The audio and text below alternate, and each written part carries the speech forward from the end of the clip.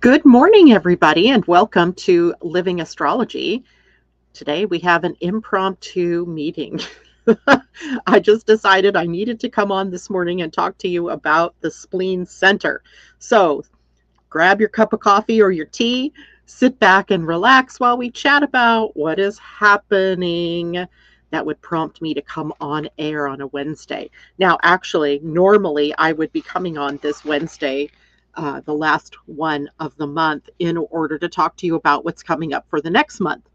However, Tam and I couldn't get our schedules together, so I wasn't able to do that. So I decided to come on anyway, even though I didn't let everybody know that I was doing this, so that we could talk about something really important that is happening later this week. And in fact, we'll be talking more about it on Friday.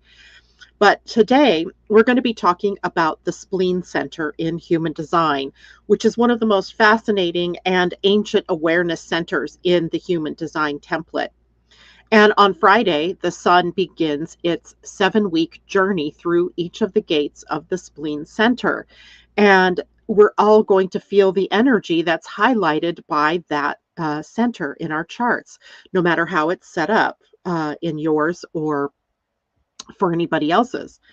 Um, and in this particular time of year, what we really see happening is fears start to come up, right? The fears that we have that are just under the surface. Maybe we haven't even brought voice to them. So it is a time for us to deal with our shadows and to really look underneath the rug, as it were, at what it is that is driving our unconscious actions. So let's talk about the spleen center. So the spleen, I'm going to actually share my screen because I really like to be able to show you what is going on. So here we go. Now, what you're going to see here is the spleen center, the one here at the lower left corner, highlighted in purple. And the spleen is the oldest awareness center in the human design template. It governs instinct and health, our intuition, and our immune system, and our survival. In fact, this, as one of the oldest centers in human design, has been responsible for allowing humanity to survive, but also thrive over the millions of years that we've been on this planet. And the awareness in the spleen center is rooted in the now. It only operates in the now. It only speaks in the present moment. It doesn't live in the past, and it doesn't live in the future. It lives right here in this moment. Now, for people that have splenic authority in their human design, decisions are made for you by quiet, instinctive knowing. It is a center that speaks only once. It doesn't keep coming back and nagging at you. Remember, do this. Don't do that. It just doesn't do it. It's a whisper, a body sensation, perhaps, or just a subtle intuitive hit that this is the next step, or that it's time to make a move, or don't do what it is that you're contemplating doing, kind of thing. And it doesn't repeat itself. So the emotional center has kind of this repeat motion of energy of moods and emotion. It's energy in motion, emotion. Um, and the sacral center, so over here to the right, this is the emotional center. And it is also a center of awareness, but it's emotional awareness. And then the sacral center is a center which is operating also in the now, but in response to the body, right? The body knowing when it is to run, walk, take a step, not take a step back. And yet the spleen doesn't repeat itself, right? It comes in, it says quietly, do this or not, and then it goes away, right? It does not keep coming back. So here are the themes in this spleen center. One is intuition and instinct. It's the immediate sense of safety or danger or well-being, what is right for you in that moment.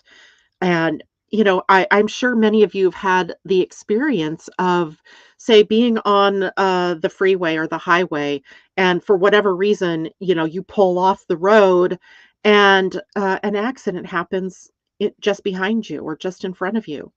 And you're like, wow, I'm so glad that I, you know, got off the road. And it was your intuition, right? Your inner voice saying, prompting you to make a stand or to do something against what it is that you were already doing, that if you had questioned, you might have been involved with. So always listen, right? It is the center of health and survival. Your well-being is in the spleen center, and it rules immunity. And it is ruling of the lymphatic system, right? The system that is, what prompts your immune response when when your body encounters a germ or a virus. And it's also, the center of cellular intelligence. There's something going on here in the spleen center beyond our own knowing of what's happening in our body, right? On some cellular level, this is a center that's always trying to create health and well-being, trying to keep you in balance, trying to keep a harmony going on, a homeostasis going on in the spleen center. Now, the spleen carries specific survival energies, which can also be called fear gates or fear energies. And, fear is healthy when it's understood, but can also be distorted into chronic anxiety if we're constantly in a state of fear. So it's very important in the spleen center that we understand the process of fear. In many ways, this center can be a place where we create paralysis, where we can't move forward, where for some reason, we get locked into the fear. And one of the things that we have to recognize is when that's happening, right, in our bodies. You feel this. Like there are all kinds of fears. In a few minutes, we're going to go through all of the different gates and what those fears are. But the, fear of the past, right, or fear that you're going to get hurt again. All of these fears are things that you can move through, right? You don't have to be experiencing this fear. Now, in your own chart, you may have this center defined. If it's defined, it's colored in as you see it here. And I mean, rightly, if it's defined, there's probably some, kind of gate or something that is, defining this. And I didn't show that here, but it would be colored in. And if it's a colored in defined spleen, then you have a consistent sense of health. And you have consistent survival instincts. Survival for you always comes in the same way. You also have a consistent sense of intuition, right? Your knowingness. And the defined spleen can sometimes make you very strong, but stubborn, right? You can get very caught into holding on to relationships, to jobs, or to habits long past their healthfulness to you. Healthful point, right? Healthful, not helpful, but healthful, beyond the point at which things are healthy for you. Now, if you have an undefined spleen, then this center here would be white. You might have some gate energy hanging on it, but the center itself would be white. And that means if you have that, you're highly sensitive to the environment and to the people that are in your environment. So that means you may have a higher level of sensitivity to foods or to just energy, subtle energy, or other people's energies, or drugs, or anything that you put in your body. And you can also be someone who amplifies other people's fears. So the nature of an open center is that it takes in the energy around it, whether that's from transiting planets or from people, and it takes it in, it amplifies it, and rebroadcasts it, which means that often you can get lost in fear, but it isn't even your own fear, right? It's somebody else around you, or the fear that the collective may be feeling about something, and it just gets overblown within you. Now, there's also a theme here in an open spleen of holding on too long, but it could be to people or things or situations that aren't healthy for you. So you always have to be taking a look at, well, is this, something that I really need? I think sometimes, people with hoarding disorders, and they're probably people who have an open spleen and they're trying to pad themselves in some way from fear, a fear of lack, perhaps, right? Or a lack of, or scarcity, or not feeling like they're in a path of abundance. And so they pad themselves with all of these things to feel safe. And I'm sure there's other reasons for hoarding disorder. But one of the things I've noticed with people who have these disorders is that they're often, or have a tendency toward that, they have an open spleen center. So watch it if you have an open spleen center. And here's the other thing about the open spleen. If you have a defined spleen, you have this consistent way of being intuitive, or a consistent way of using instinctual awareness. But when you have an open spleen center, you're not always going to be receiving intuitive input or instinctual awareness in the same way, right? It's not, if you have it defined, you may always be clairaudient, right? Or clairsentient or clairvoyant. And you can consistently rely on that as your way of getting intuitive information. But if you have an open spleen, it doesn't happen that way, right? Sometimes it's dreams, sometimes it's one of the other clairs, but it's not consistent. So you can't rely on it to be the authority in your decision making. Where if you have a defined spleen, sometimes it becomes your authority in your chart and how it is that you make the best decisions. All right, now let's take a look. I'm going to switch screens here for a minute because I feel like I can't do what I really wanted to do. So I'm going to go to body graph. Good. Okay. So let's go through each of the gates of the spleen. And we're going to start with the gate 48. That's this one up here. The gate 48 is, so first of all, let's back up. Each one of the gates of the spleen represents a specific fear that also carries a gift when we transform the fear. So we're going to talk about it in two ways. So in the gate 48, the fear is of inadequacy. I'm not good enough. I don't know enough. I don't have enough certifications. I need to read another book before I can demonstrate to the world what I know. Before I can do what I want to do, I have to know more. So the fear of inadequacy. But in the gift, when we can transform the fear of inadequacy, it becomes the gift of depth. And you realize how much you really know, how much is really inside of you, how much intuitive awareness you have of your gifts and of the knowledge and information that you have. Now, the gate 57 is the next gate we'll go to, and that is the fear of the future. The gate 57 is the most psychic gate in human design. And psychic as in it sees the future or intuits the future or is instinctually aware of what the next step is in the future. And of course, if you're someone that can see the future, then sometimes you're also getting into the fear field, right? The fear of what's going to happen. And yet, when you can transform this fear of the future, it becomes the gift of intuitive clarity, right? Knowingness, knowing in the moment. All right. The gate 44. Now, the gate 44, so the 57 was the fear of the future.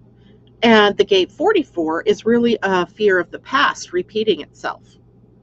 So in the gate 44, sometimes there's this baggage that we're carrying, from previous relationships or experiences that we had. And what we carry with us isn't so much about the beauty of how that relationship was, it's about how we broke up. It's about how they left me or how, it was this ugly relationship. And that colors then the way that I look at every relationship that I am getting into or that I already have, if I'm letting the fear of the past repeating itself hold sway.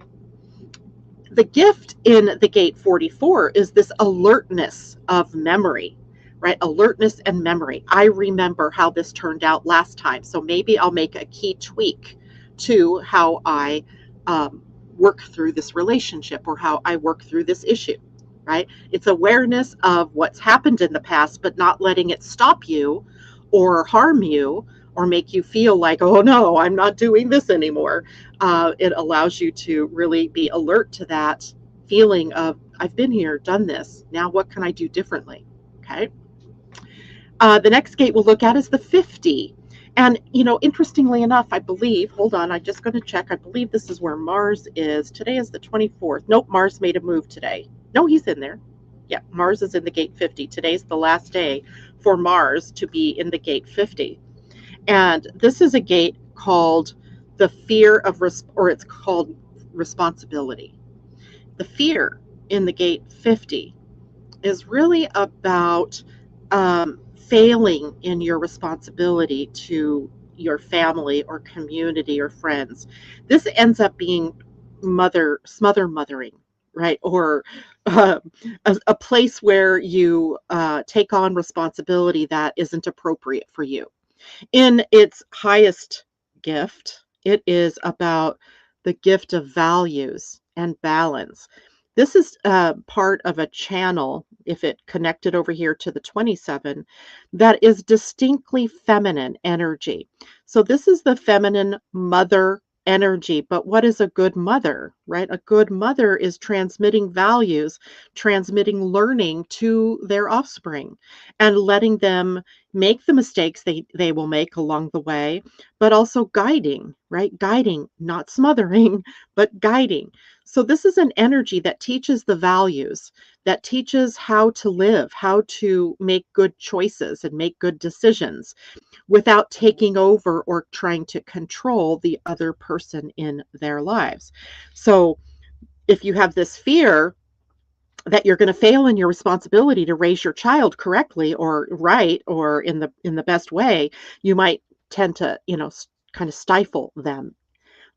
Letting go of that and recognizing that your job is to gift the values of the tribe, the community, the family, and the information that they need to survive and to thrive, then you bring balance in this particular fear gate. Now, the gate 32 is always an interesting one to me. In quantum human design, we call it the gate of endurance. In the traditional way of looking at human design, it was about success. And this then engenders the fear of failure, right? Something I think every one of us can relate to, right? The fear that if I do that, I'm going to fail. And then I stop myself from doing it, or I hold a part of myself back just in case I fail. And yet, if we can turn failure into, or if we can transform failure, we get the gift of intuitive or instinctive success and continuity, where we keep going, right? Where we are consistent in achieving in our lives. Now, I mean, this isn't about taking this energy or this concept of success and running it up the ladder of success. That isn't the kind of success we're talking about. But every time you take a step in a new direction and even if it blows up in your face, it was the success of having taken the step that really matters. So here in the gift level, what we're talking about is this instinctive success that comes when you take the step, right? When you make the move, when you risk. There's a little bit of risk here. And on the other end of this particular gate is the gate of ambition and drive. So it is really an important series of gates that tell us about the journey that we're all on, the hero's quest, if you will, right? And even the hero doesn't know when he sets out on his quest what he's going to encounter, what dragon is he going to have to slay, or what monsters are going to show up on the road. So all of us are on a journey, and along the way, we're going to meet up with obstacles. We're going to meet up with challenges. The kick here is to make sure you don't dissolve into the sphere of failure and stop yourself from taking any of the next steps that are needed. Now, the gate 28 is called the gate of adventure or challenge. It is a very interesting gate here as well. It is the fear of death. In the bottom line, it's the fear of death, but also it is a fear of life's meaninglessness. Like we get born, we come in, we grow up, we have to take on all this responsibility, we have to struggle, we get sick or we have people die, and then we die. And what was the point? Right? What was the point of all of that? So the fear in the gate 28, when it's activated, is that all of this has no meaning. And so why should I try? Why should I go on? And sometimes it can be, daredevil energy on the other end, right? It can be, I'm going to keep doing everything I can to experience life. And that means I'm going to jump over the Snake River with my motorcycle kind of thing, right? That daredevil kind of energy.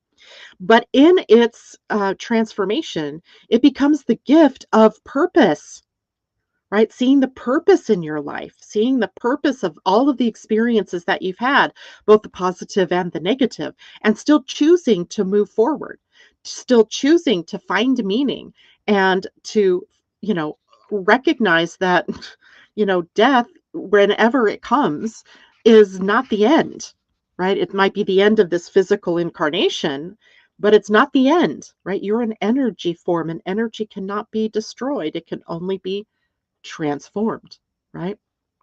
Lovely. The gate 18. The gate 18 is the fear of authority or judgment. It has a very, I don't know, it's got a very Virgoan feel. It's picky, it's perfectionistic, it feels like it's never quite good enough, and it's also really good at picking out what's not good enough in others. And sometimes it comes off as criticism or judgment or harsh, kind of judgment rather than constructive criticism. So the fear of the 18 is that we're not perfect. We'll never be perfect. My project's never going to get off the ground because it's never going to be perfect. And we judge ourselves and we judge others for where they are in their lives, where they are in their beliefs, where they are in, you name it, what they wear, what they smell like, what they look like.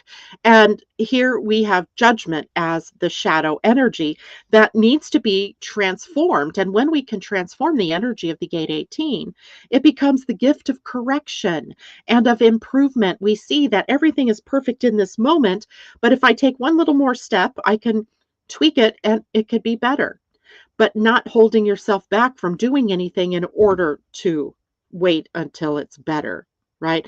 It's like somebody writing a book and they are in a constant state of proofreading and editing, and the book never gets published because they don't ever take the next step.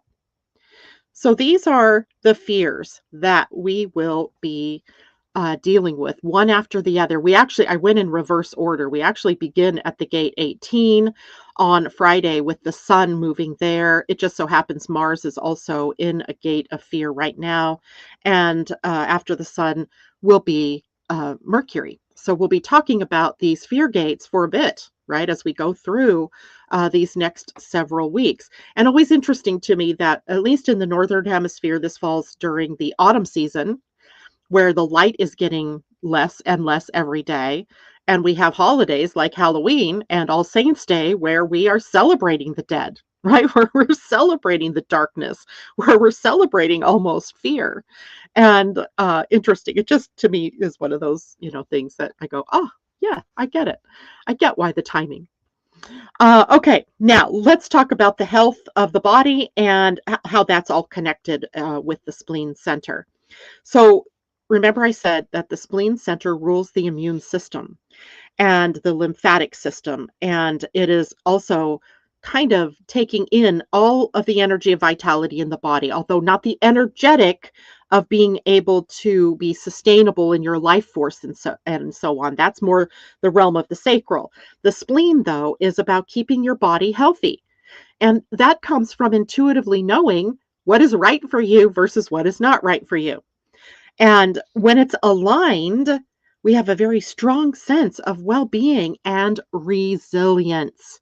This is a center of resilience where, we get sick. We do, right? We come into contact with someone with the flu or cold or COVID or whatever's out there.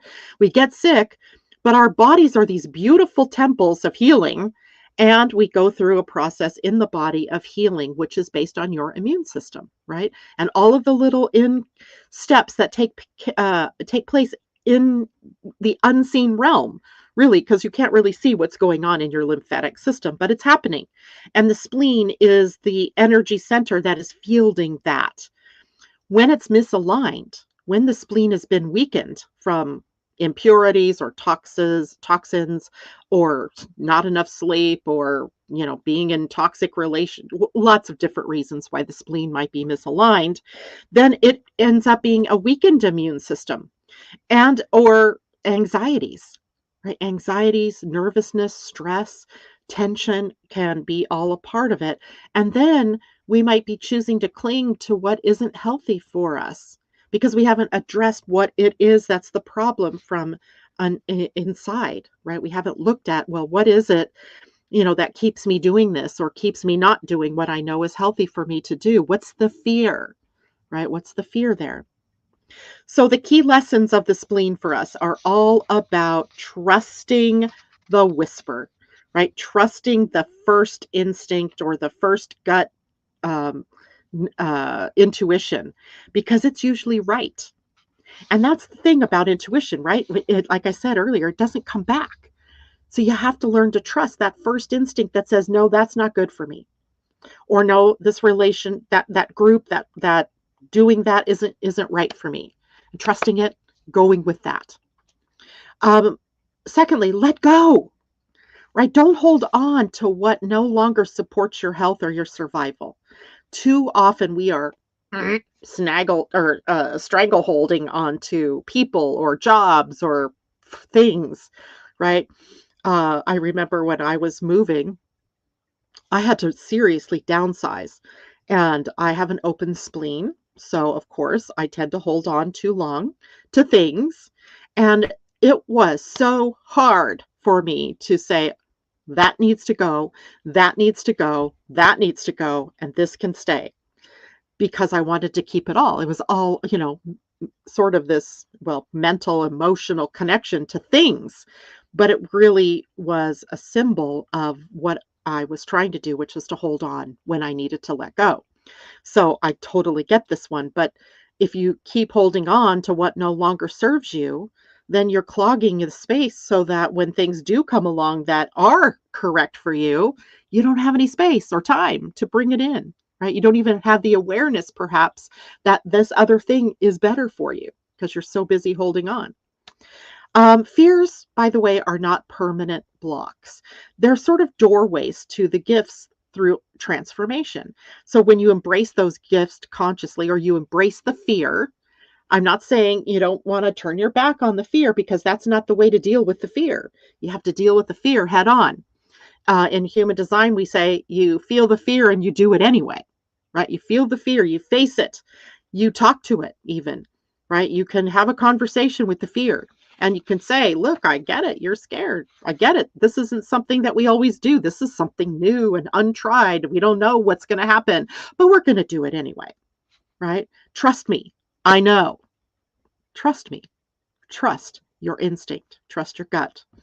And stay present. Stay in this present moment, because the spleen doesn't know the past and it doesn't know the future.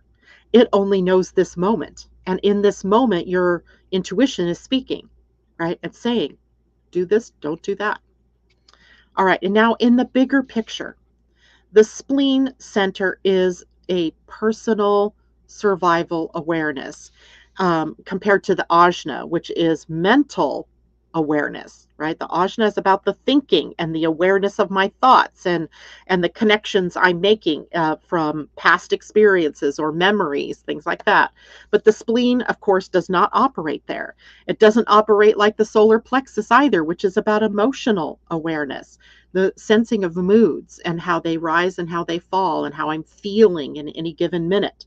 This is about living well in the now, right here, right this moment, rather than planning ahead and processing feelings or thinking about things. The spleen operates now. And it ties humanity back to its ancient roots, pure instinct, right? When we knew what we had to do to keep us alive and healthy, right? It's very much about that ancient awareness. And, in some ways, it takes us back to the animal part of us in human design. And yeah, I think it was Karen Parker used to say that we have these three parts to ourselves. We have the human, of course. One third of us is based in human. The another third of us is based on the angelic realm, right? We're part angel. And the third is that we're animal, part animal. So animal, human, angel, all together within the human template. And that means that we are also instinctive, right? We know when we give it a chance, we know what's right for us and what's not right for us. We know when it's time to gather in the harvest, and we know when it's time to put away the harvest. We know when it's time to plant the seeds, and we know when it is to let the things grow into fullness in whatever area of your life that is, right? So we were first and foremost instinctual beings.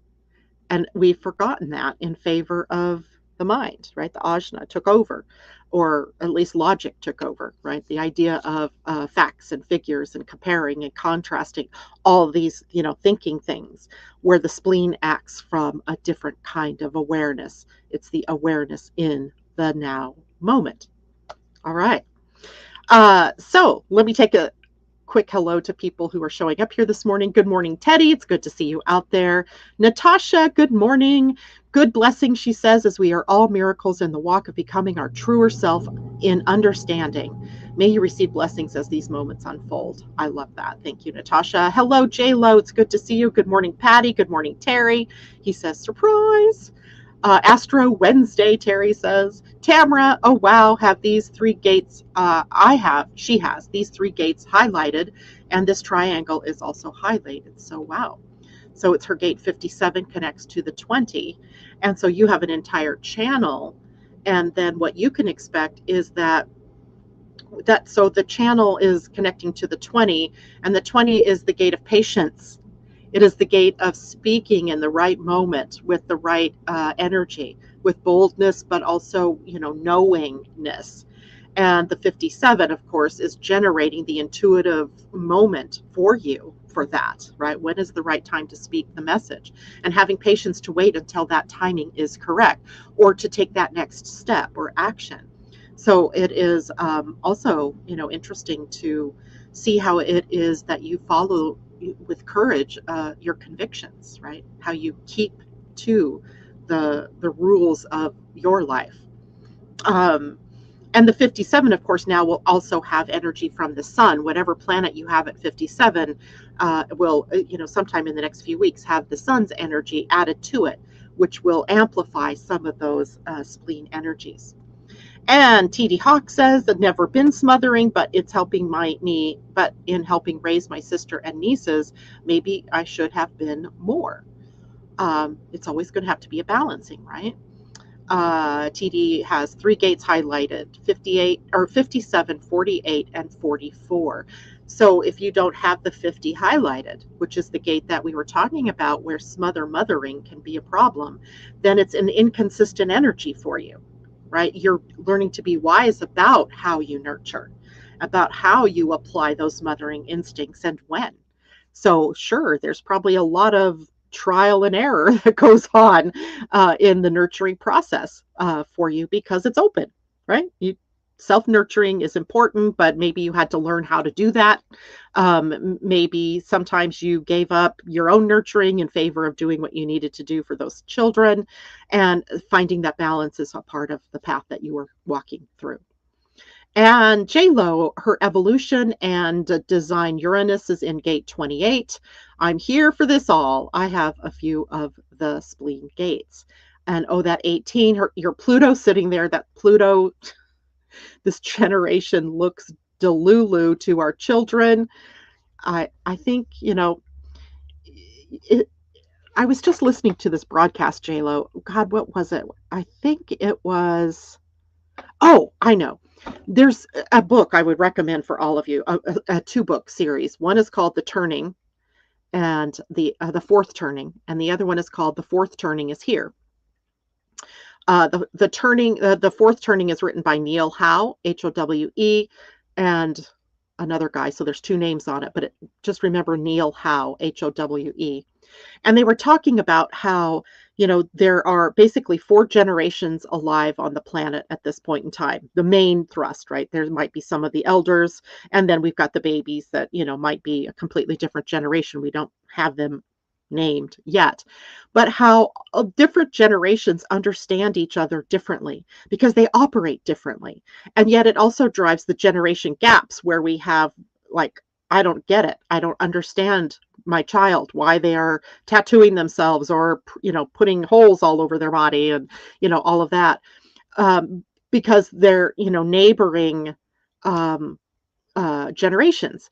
But sometimes we have this understanding with, say, from grandparent to grandchild because we are a generation skipped there and we have this understanding. And it's really funny to watch that in operation. And I know, JLo, you don't have grandkids yet, but you watch, your grandchildren are going to get you. Well, your kids might look at you and go, I don't get you, Mom. It's pretty funny.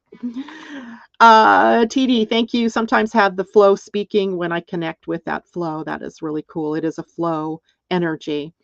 And so your Pluto your personality Pluto connects life work 27. So it's defined for me. I think you and I've had this conversation too, JLo, because that whole channel is defined for you, the 50 to the 27.